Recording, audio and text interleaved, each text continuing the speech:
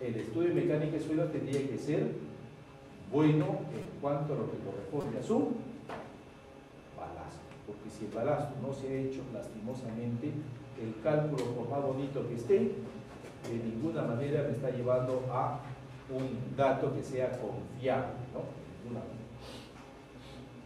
Primero, controles que tiene que hacer. Otro control que tiene que efectuar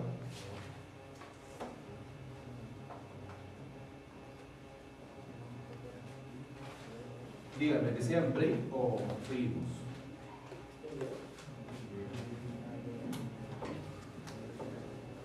¿Ah? Un break. Entonces hacemos un break. Pues retornamos para la otra parte. ¿Cuántos sismos va a suceder en tal o cual zona? Pero lo que sí podemos decir es que cuando se desaparecen los sismos es porque van a vivir y con fuerza, ¿no? Como dicen, ¿no? Con fuerza. Y bueno, los sismólogos, ¿no? Hablamos de Hernando Tavera, ¿no? Del Instituto Geofísico, en una de las conferencias que estuvimos compartiendo, lo escuché decir: el próximo sismo no se sabe cuándo, pero más o menos debe de estar entre Lima y Chancay, debe de estar entre Chimbote, que lo dijo como Casma, dijo entre Casma y Chiclayo, pero entre esas zonas tiene que estar el próximo sismo y tiene que ser severo. ¿Por qué lo dijo?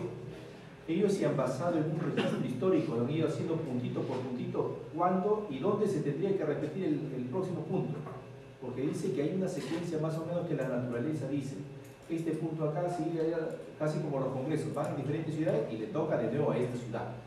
Entonces le toca, digo, ya, le toca en esta zona, porque Lima no ha tenido, o le toca en el norte, en este lado. Entonces en Lima, ¿qué es lo que se ha empezado a hacer? Se ha empezado después del sismo del año 2007, todo el mundo ha estado preocupado en contratar al ingeniero estructural para que le haga la evaluación del estado actual de su edificación. Ha pasado ya más de 2 años, ya se olvidaron, ¿no? En absoluto no se piensa que va a suceder, y en la zona norte es donde está sucediendo el mayor crecimiento urbanístico, no solo acá en Chimbote tiene que estar, no solo en Trujillo, que sí lo veo, que ha crecido bastante por la inversión privada, Piura, que también vamos por cápita, también se ve, Chiclayo también se ve, está creciendo enormemente. Entonces la gran pregunta será: ¿estarán bien diseñados o no lo estarán? Habría que preguntarle al doctor Hernando Tavera, pues, ¿y de cuánto aproximadamente debe ser ese sismo, no? Pero sí nos habla de que realmente los sismos vienen con una periodicidad. Máximo, decía él, de unos 50 años tiene que producirse uno de nuevo.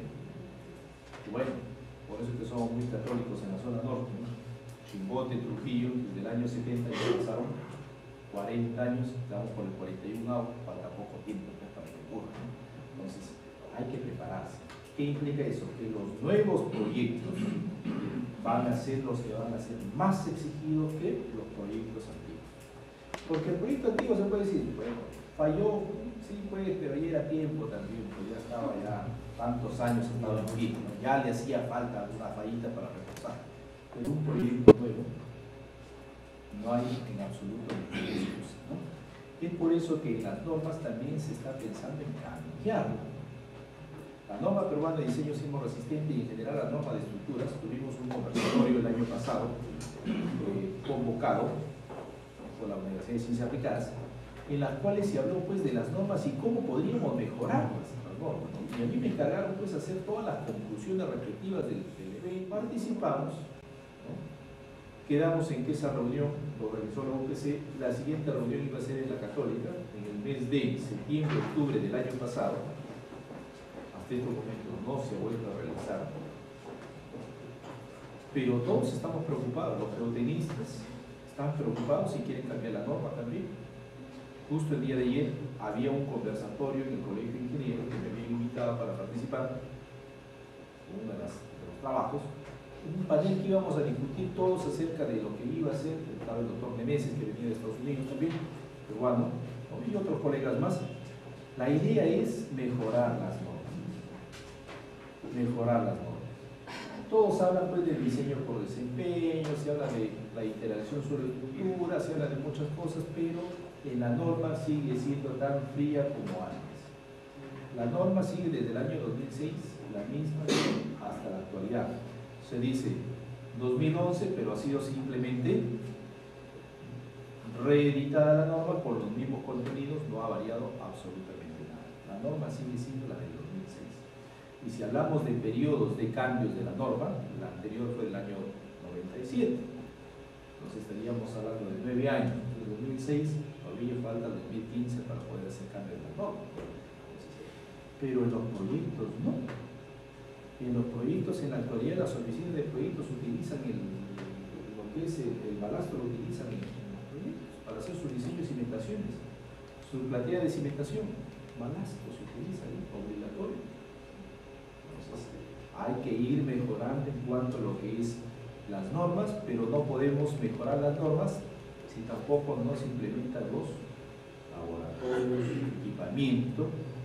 En ese sentido, pues, no se puede copiar un dato, sino se tendría que hacer el ensayo. Cada proyecto es diferente. Por más que la arquitectura sea la misma, con tal que cambiado de zona, ya es diferente. El proyecto es distinto y se tiene que modificar. Entonces, otro de las comprobaciones que se tiene que hacer es el control lateral. Entonces, para el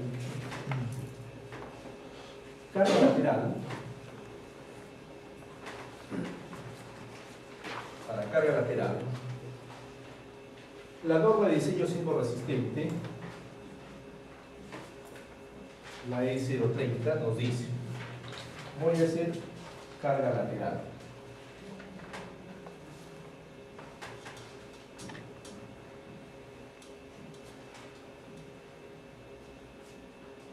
En carga lateral nos dan tres formas de análisis.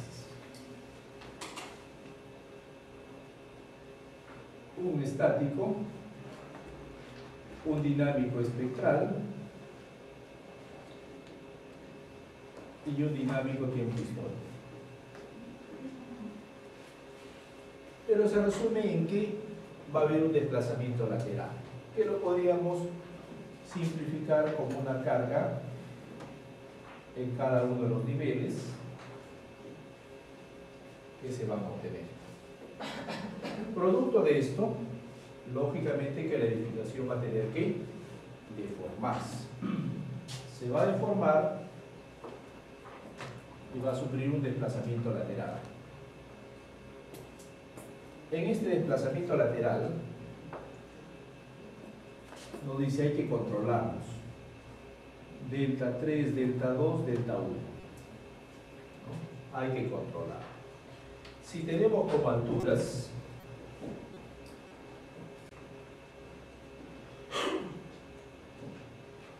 H3, H2, H1, nos dice, muy bien, va a controlar.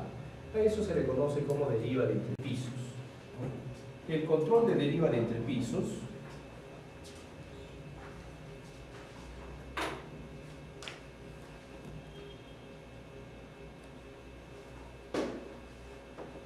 no es más que el control de desplazamientos.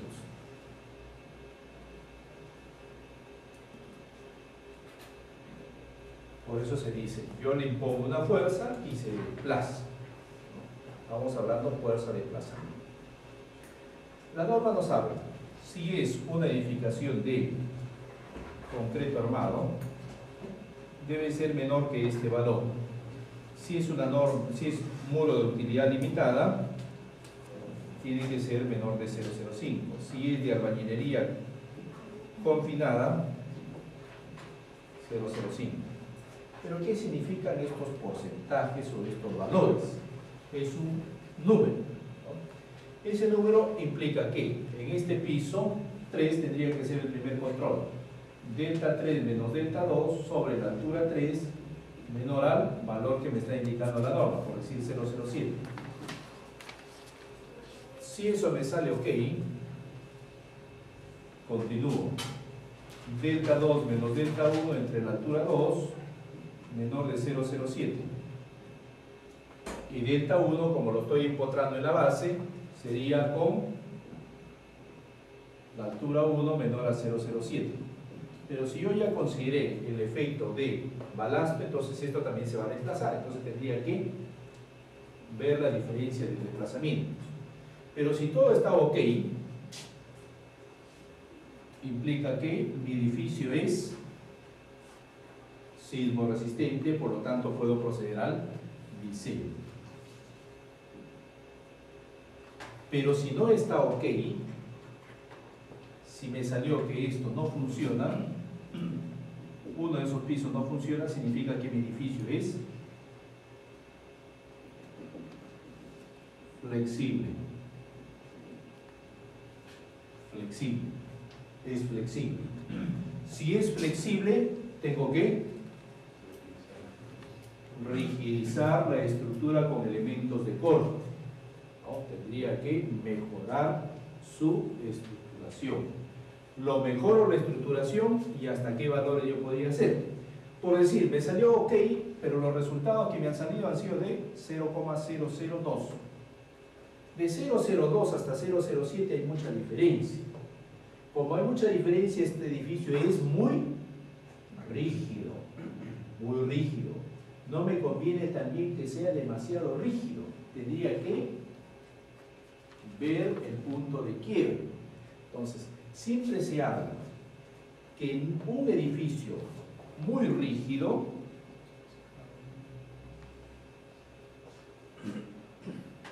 ni muy flexible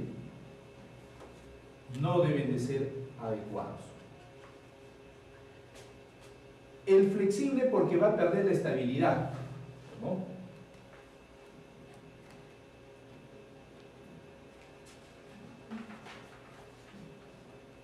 Y el rígido porque va a tener que haber, ante una fuerza súbita, un corte, una grieta rápida que va a suceder y no tiene una capacidad de respuesta de comportamiento elástico. Entonces,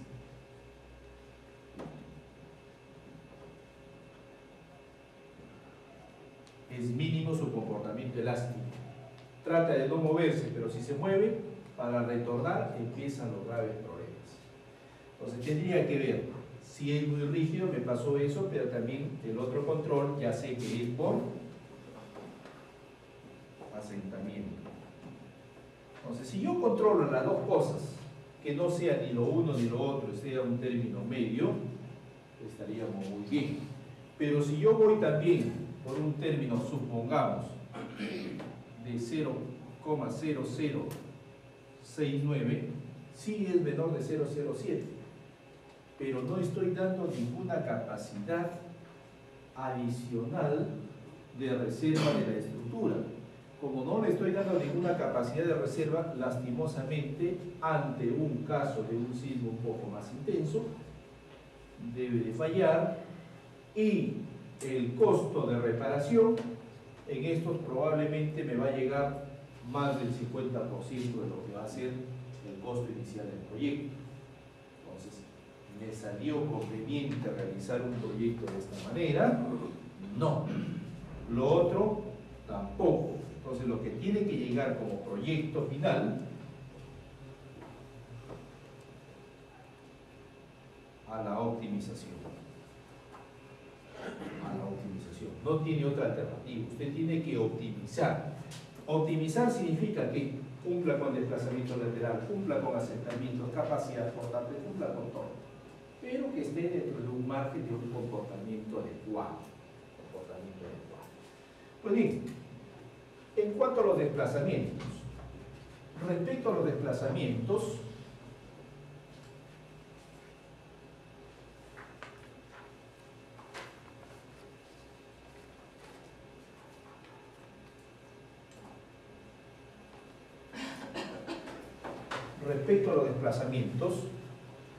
la norma también le dice, si usted utiliza software lo que usted está obteniendo es un desplazamiento elástico. Y lo que usted ha tenido que comprobar con su edificio no ha sido desplazamiento elástico, sino ha sido desplazamiento real. O sea, lo que usted debió de haber comprobado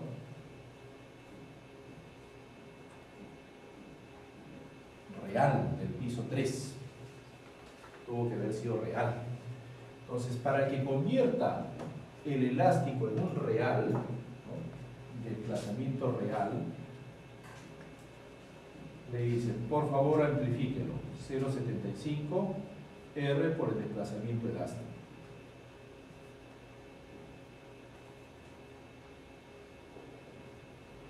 Por el desplazamiento elástico. Tiene que amplificar. Donde R lo diferencia la norma como un factor de reducción sísmica.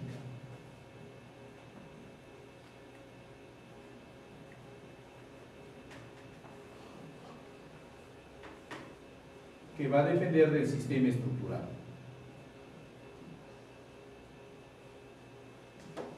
Va a depender del sistema estructural. Este factor de reducción sísmica, si es de concreto armado aporticado, el R es igual a 8. Si es muro de utilidad limitada, el R es igual a 4. Si es de albañilería confinada,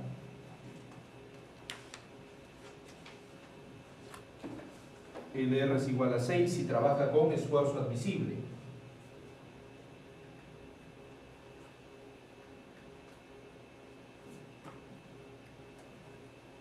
¿No? R es igual a 6 si es el esfuerzo admisible.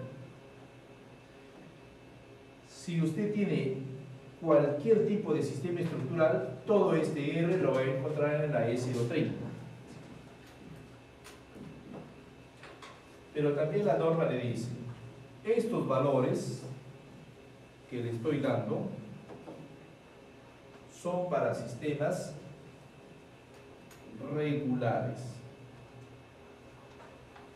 Si el sistema es irregular, cambiar el R por otro, que vale 3/4 del R regular.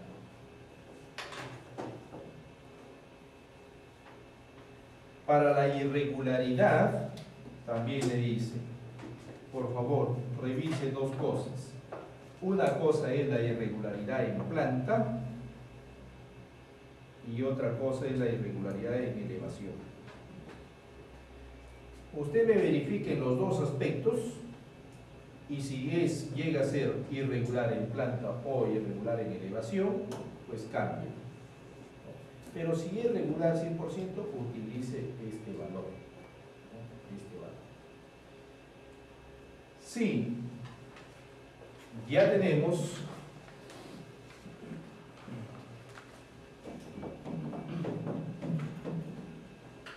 lo que es netamente los valores de R, sus resultados. También lo que tiene que hacer usted es una modelación estructural que sea óptima. Entonces va a tener que efectuar una modelación adecuada.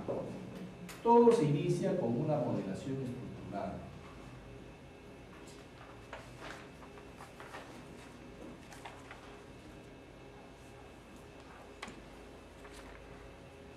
Una estructuración, después de estructurar, pasa una modelación,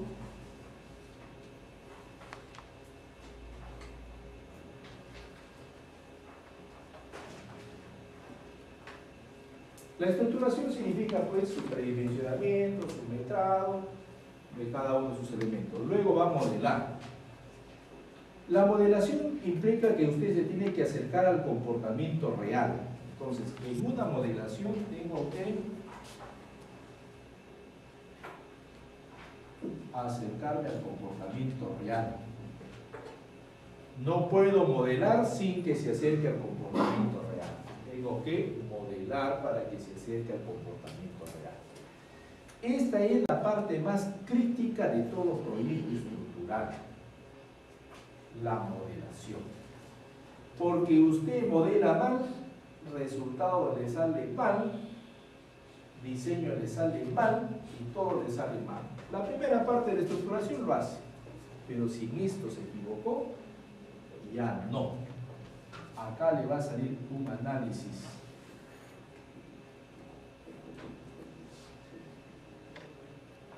inadecuado y termina con un diseño también inadecuado.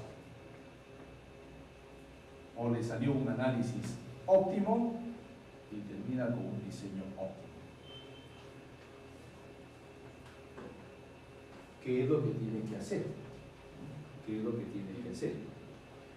Primeramente, ¿no? Casi siempre en los proyectos lo que se hace es lo siguiente, aproximadamente. Yo hago mi estructuración. Ya tengo mi edificio.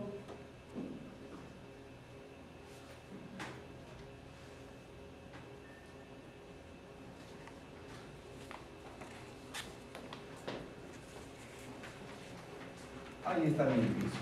Ya lo modelé completamente, lo he modelado el edificio. Le pongo sus cargas. Proceso mis desplazamientos, controlo, diseño y todo lo demás. En esta etapa donde yo he modelado, debo de tener ciertos criterios. Primero, primer error que hay, hago carga muerta, carga viva, carga de sismo. ¿No? Carga muerta, carga viva, carga de sismo. Para la carga muerta, ¿no?, y la carga viva, directamente, y porque en sismo yo lo voy a hacer, en sismo yo lo voy a hacer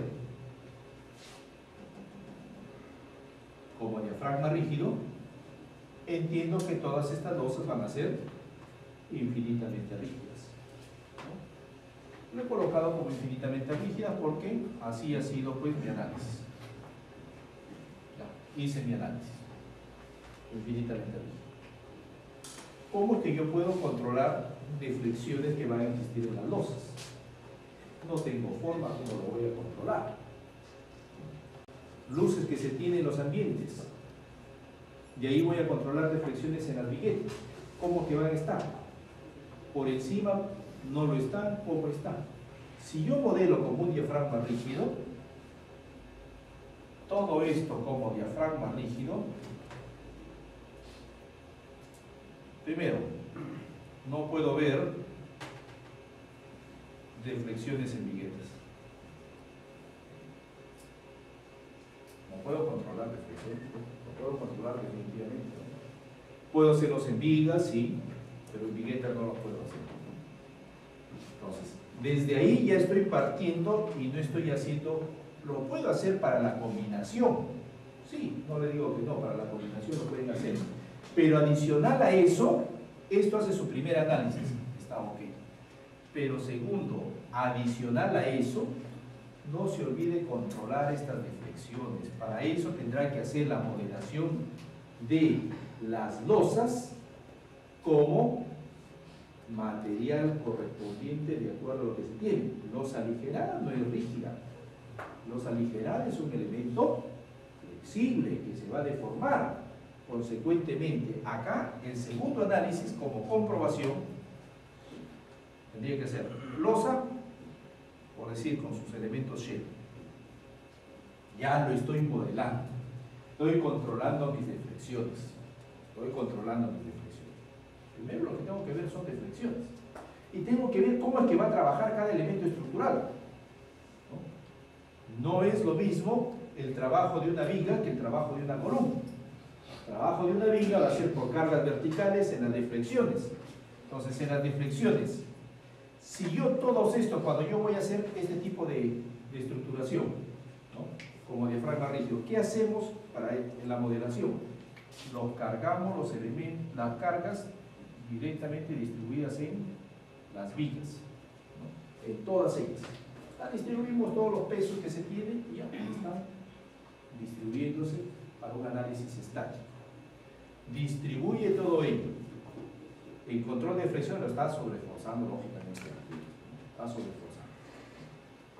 Diferente hubiese sido si usted hubiese tenido su área participativa de cada una de ellas y la distribuye en forma equitativa a cada uno de los elementos, los resultados son más reales. Entonces, lo que tiene que hacer es que esta modelación se acerque lo máximo posible al comportamiento real. ¿Qué se recomienda? Número 1, entonces, para hacer una modelación óptima.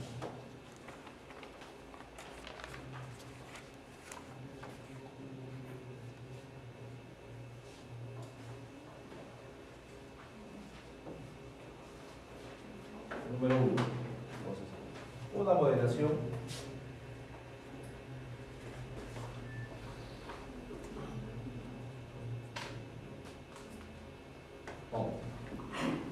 Vamos a querer modelar correctamente.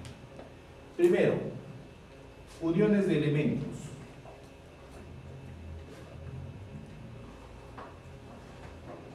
Conexiones viga-columna. Cuando es una conexión viga-columna, yo debo de entender,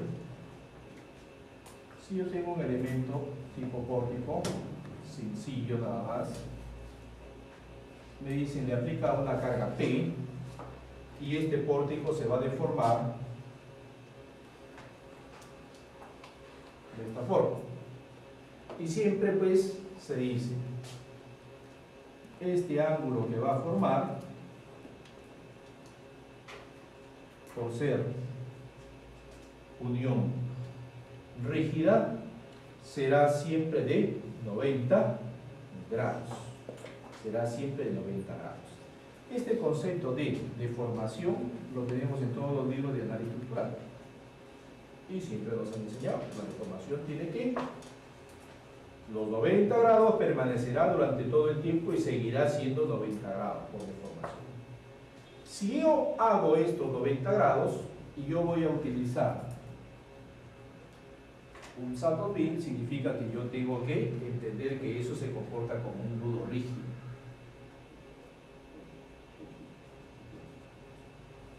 Nudo rígido. ¿Y cuál es el concepto de nudo rígido?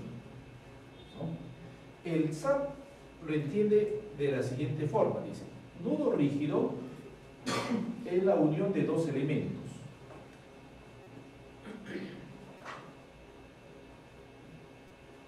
Yo como salto pin trabajo con ejes. Estos son mis ejes. Eso es lo que me dice. Yo trabajo con ejes. Yo no trabajo con cara lateral, yo trabajo con ejes centroidales. Y como trabajo con ejes centroidales, después le voy a asignar sus propiedades, ¿qué implica? De que en este lugar de acá se está repitiendo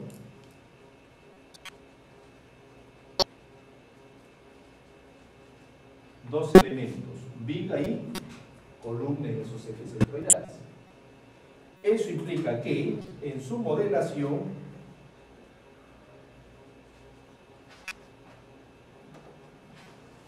lo primero que tengo que hacer es que este eje centroidal en este bloque de acá, igual que en este bloque de acá, viene a ser un nudo rígido, un nudo rígido.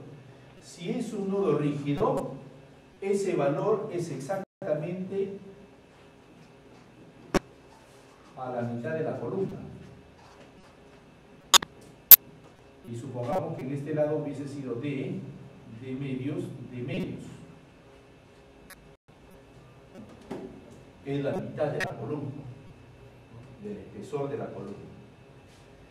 Pero para indicar el factor de rigidez viene el otro problema. Yo tengo brazo rígido, elijo el elemento y bueno, pongo inicio de medios, final, C medios y factor de rigidez.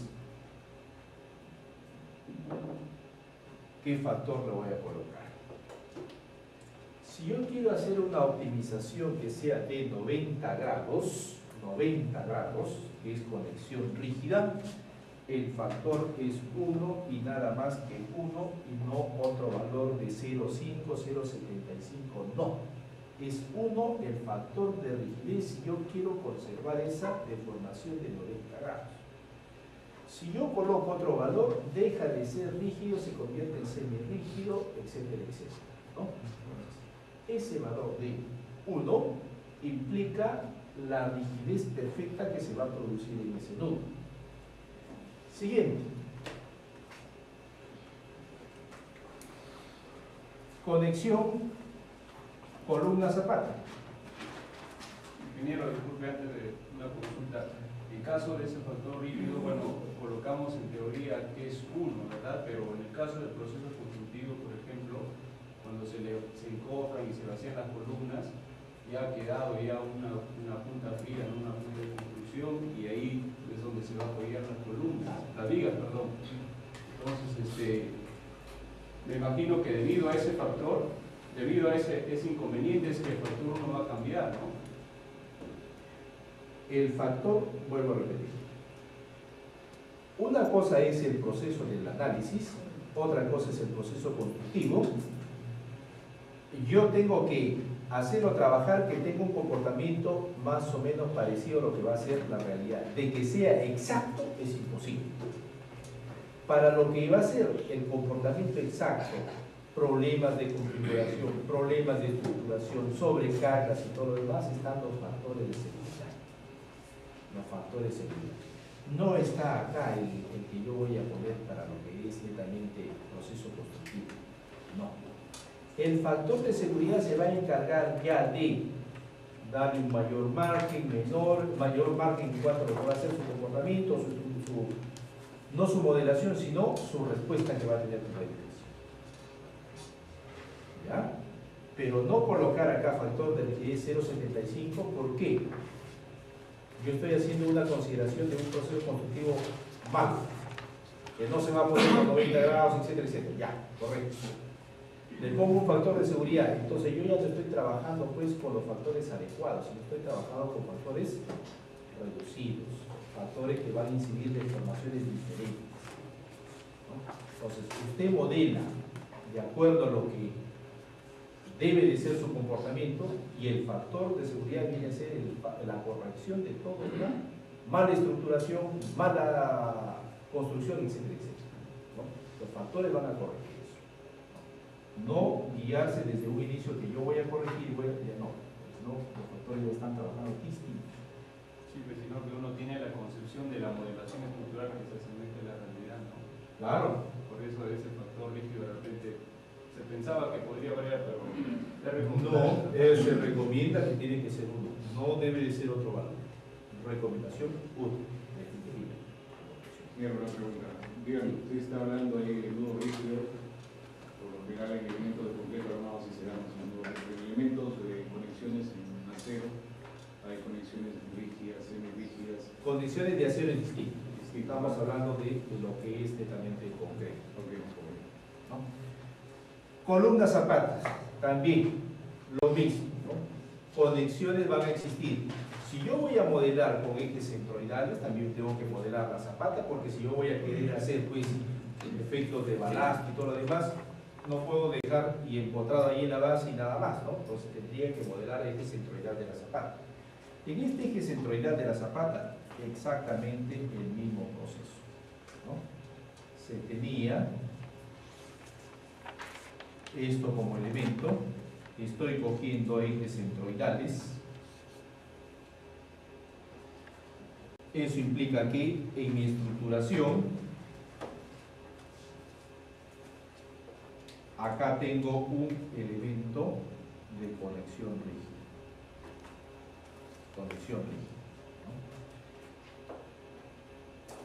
¿no? ¿Por qué se hacen estas cosas en cuanto a lo que es la conexión y se deja no hasta el nivel de 0,0, ¿no? Porque hay proyectos en los cuales la conexión rígida lo pasan hasta el nivel 0,0, por lo mismo que se ha compactado y todo eso, ¿no? Se hace con la intención de se vuelve lo mismo, sobreforzar a un comportamiento para poder asegurar una capacidad de reserva de la estructura. Si usted esto no lo hace de esa forma y está yendo directamente, por decir, este es el edificio,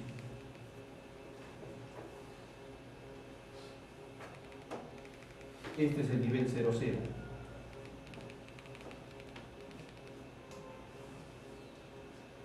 y usted está modelando como y hasta el nivel 00 le coloco una conexión rígida, prácticamente el desplazamiento que se tiene es desde esta parte para acá. Pero sabemos de que por más compactado que esté, el movimiento lateral siempre va a existir y lo va a desplazar desde la conexión con la cimentación. Si lo va a desplazar en la conexión con la cimentación, entonces acá no lo está sobreforzando adecuadamente. Lo correcto para poder entender de que realmente se va a desplazar debió de haber sido de otra forma. Voy hasta abajo y solamente acá existen los brazos rígidos y por acá se empieza a deformar, ¿no? Que es la cara de la zapata con la conexión con la columna, ¿no? Con la columna. Esta es su profundidad de plano. 2, 3. Cuando se habla de las losas, ¿no?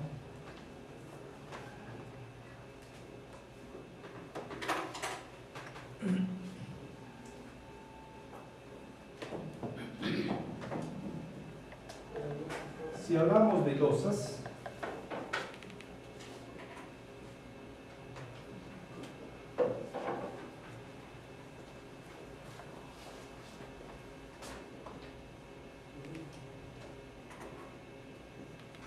tendríamos que entender, primero, si voy a hacer un análisis sísmico y todo lo que va a ser netamente mi combinación para mi diseño, entonces se recomendaría para su diseño,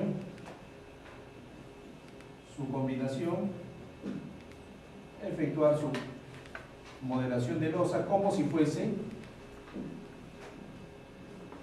diafragma rígido, ¿no? Diafragma rígido. Pero si no quiero solamente esto, adicional yo quiero observar lo que es su deformación,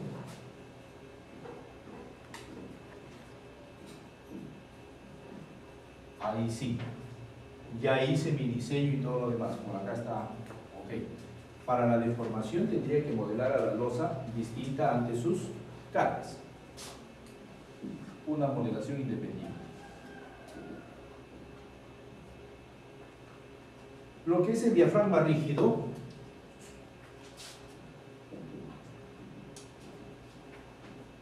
para diafragma rígido, la norma nos da a entender que es un comportamiento de la siguiente forma. Esta es mi losa del piso 2. Tengo una losa del piso 1. Me dice, si usted tiene la losa del piso 2, por acá tiene su centro de masa. Piso 2. ¿Qué es lo que pasa con ese centro de masa?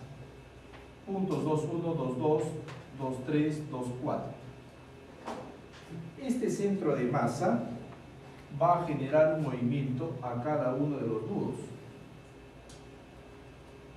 Y estos nudos van a generar movimiento a los elementos de corte, los verticales.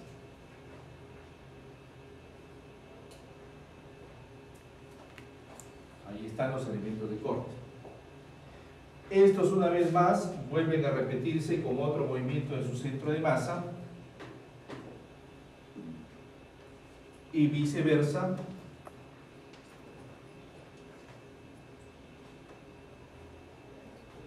Van a tener que generarse una vez más los movimientos a cada uno de los nudos consecutivos y se vuelve a transmitir. Se vuelve a transmitir. Hasta que llega a su cimentación, ¿no? Su cimentación, pero la conexión entre losas también tendría que ver. Si la conexión es más o menos de un eje vertical, acá el centro geométrico va a estar por acá,